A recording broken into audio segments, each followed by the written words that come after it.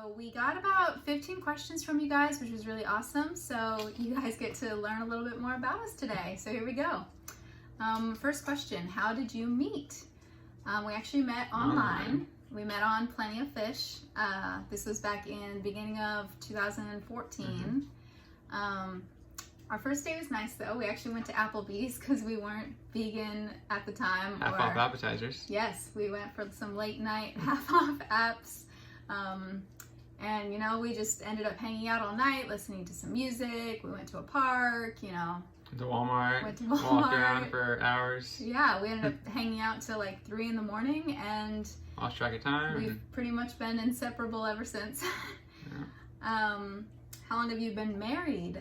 We got married back in September of 2019. So it's been about a year, almost a year and a half now. It was pretty much luckily right before, you know, COVID hit and everything hit. So we had the best wedding ever. We had wedding of the century. band. We had a taco bar. We were vegan, so we got our vegan buffalo cauliflower tacos. Caricature artists. Caricatures, yes. It was. People still talk about our wedding pretty much every time we see them. So we were very blessed to have gotten that all out of the way before COVID hit. That was definitely huge. Oh, this is a big one.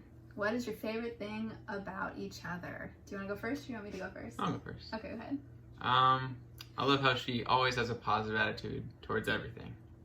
She got hit with a lot of speed bumps in the way, and every day she wakes up and takes on the day fully, and I admire that. So sweet. Completely. My favorite thing about Danny is that he is so dedicated, like more dedicated than anybody I've ever met in my entire life, whether that's to me, to his family, to his friends, to his patients.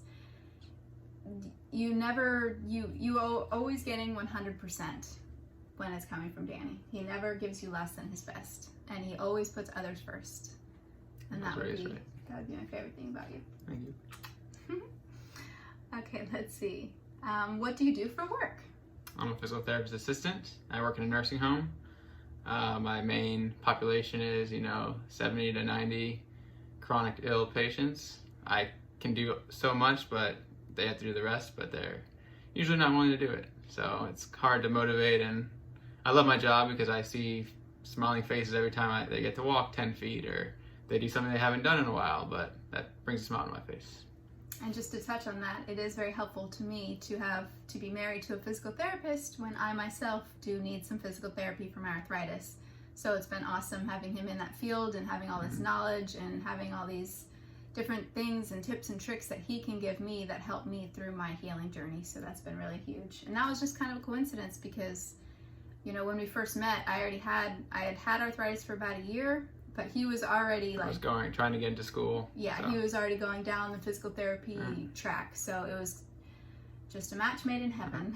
And I do marketing. I was working for a few different companies, doing their marketing. Now I'm trying to do some of my own stuff and market, myself and get my, help get the word out there about this fruits and veggies lifestyle. So, but yes, marketing is what I do for work. You're very good at it. Thanks, Dave. When were you diagnosed with RA? That was in March of 2013. Like I said, about a year before I met Danny. I was 20 years old at the time, and kind of just hit me like a train, and it's been about 8 years now, and hopefully we're at the tail end of this whole disaster of a diagnosis. How long have you been raw vegan? Since June 1st of 2020. So it's been almost 8 months now that we've been raw vegan. We went cold turkey overnight. We had already been plant-based for almost 4 years before that. And once we discovered the raw vegan lifestyle, we just fell in love, and we haven't turned back since. It's a game changer. Yes, definitely a life changer, game changer. What is your favorite raw vegan dish? I would say go-to just on a general weekly basis, we love huge salads. With all the fixings. Everything. We love making different dressings. He is the sauce boss, and he can make any dressing you could possibly imagine, and it tastes delicious. We do also, of course, love gourmet raw vegan meals like, you know, the pizza, the sushi, the burgers, the burgers. tacos. Oh, yes, we love all of those. But Ice I would say a go-to is just a huge salad, like bigger than whatever you're picturing times by 2.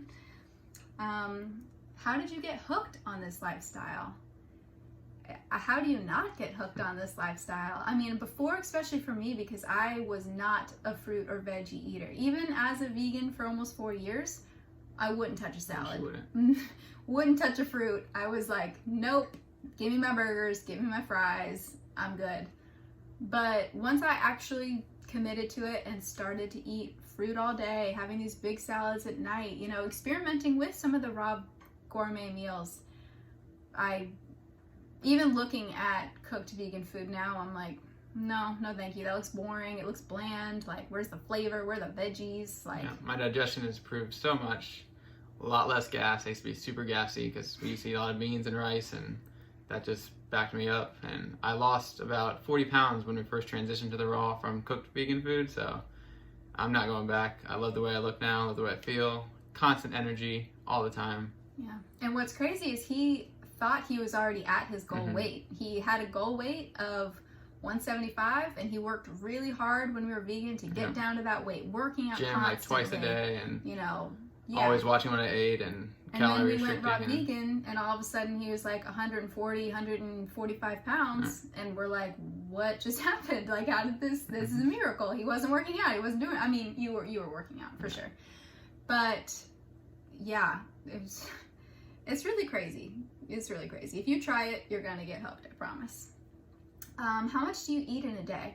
Well, right now we're doing a juice fast, as most of you know. We're on day 17. We're on day 17 of our juice fast.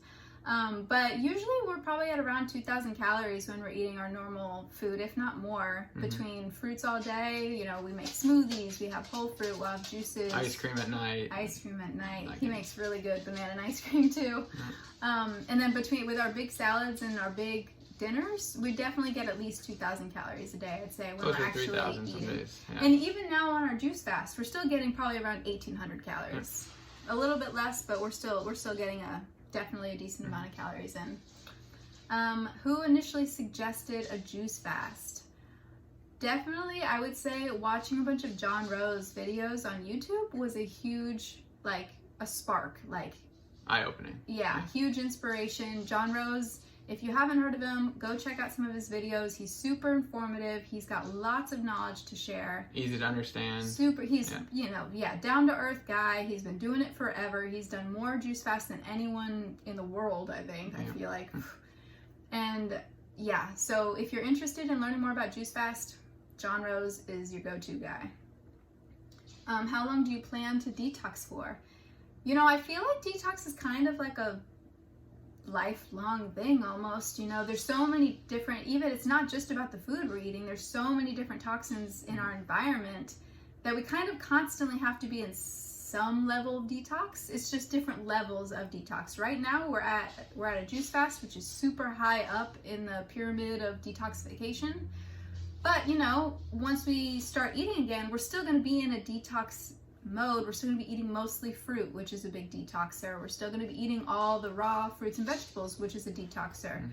So, I mean, pretty much forever. Yeah, we're slowly getting rid of our chemical shampoos and house cleaners, so we've updated those, so we're trying to be fully clean. Yes, yeah. I mean, I think it's just about different levels of detox. Right now, as far as our juice fast goes, we plan to do that at the minimum for all of January, but we'd really like to go longer, 60, 90, 100 days. You know, we're going to listen to our bodies and kind of go with the flow, but the end goal is like what John Rose says, is till you poop juice, but we'll see how we feel and just listen to our bodies throughout the whole process. Yes, and then we kind of have another plan after that we'll try to work with, where we do kind of shorter juice fasts periodically to kind of almost the detox and retox that people talk about, where we will start to introduce foods and start to eat more, but then we'll also go back to doing maybe a 7-day juice fast to kind of clear things out a little bit.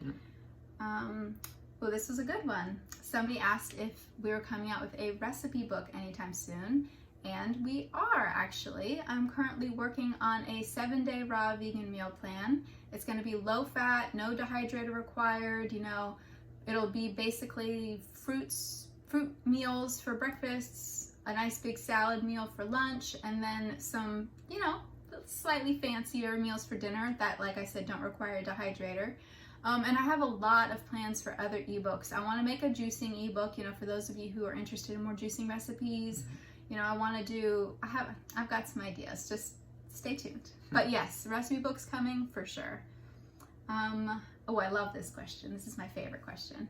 What is your future dream? Do you want to talk about our future dream? Okay.